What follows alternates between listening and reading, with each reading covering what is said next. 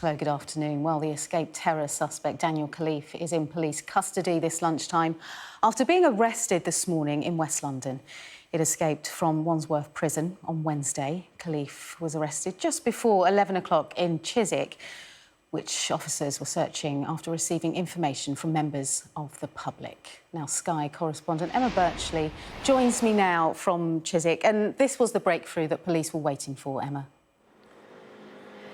Yes, this was an investigation that had gone into its fourth day, and the police most certainly needed that breakthrough. And it became clear overnight as the focus honed in here in Chiswick that they were getting closer to Daniel Khalfife. There had been a number of confirmed sightings. There had been what are described as intelligent-led activities that had led the police here. It would have been pretty scary for residents. There was a police helicopter overnight overhead here, police knocking on the doors, asking for access to people's gardens, sniffer dogs, armed police, even a boat on the River Thames, just 100 metres or so down this road, a real focus.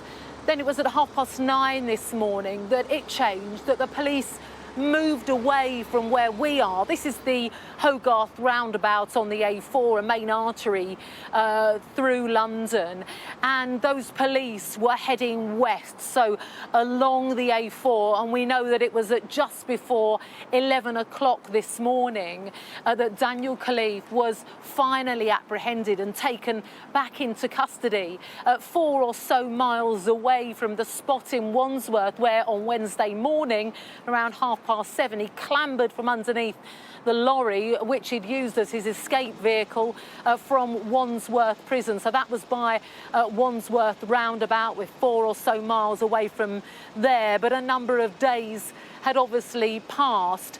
The Prime Minister delighted that he is back in custody. He thanked the public for the enormous number of leads that they had provided. We know yesterday we were told that there'd already been more than 100 calls to police to help them with their investigation, but clearly there'd been more overnight as the police came here after the sightings in this area. But certainly, yes, relief that Daniel Khalfife is back in custody. And Emma, the Justice Secretary Alex Chalk has said he'll leave no stone unturned in the investigation now as we move forward into how this was allowed to happen. There are so many questions to be answered. So how did he manage to escape from Wandsworth Prison?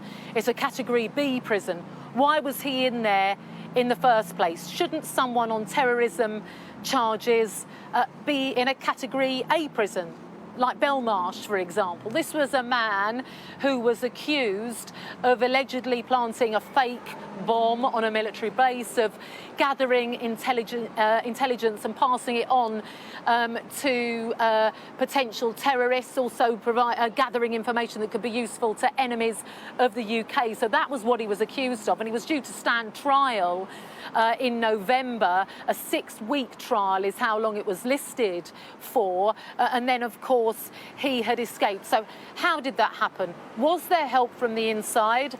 Was there help from outside? We know that he's said to have strapped himself on to the bottom of that delivery lorry which had gone to the prison to take food. He worked in the kitchen. Did he provide the straps? Were the straps already there? Had they been put underneath that vehicle before he made his escape? So those are all the kind of questions that need to be answered. But also we know that there's an urgent inquiry happening now about the status of all the people inside Wandsworth. Should they be there? And should people under terrorism charges on remand, in custody, are they in the right level of security prison? Plus, it's also important to note that Wandsworth Prison was incredibly overcrowded, one of the most overcrowded prisons in the country. We're told it was understaffed. They are regularly inspected. There is a scale of inspections from 1, which is the lowest level, to 4, and Wandsworth was a category, or is a category 1 prison. Or inspected at level 1. So why was he in there in the first place? All of these are questions that need to be answered, and I should think there is an enormous amount of relief, not just for the residents here, or for the police who've had all their attention diverted onto this, but also from the prison service, that he is back in custody.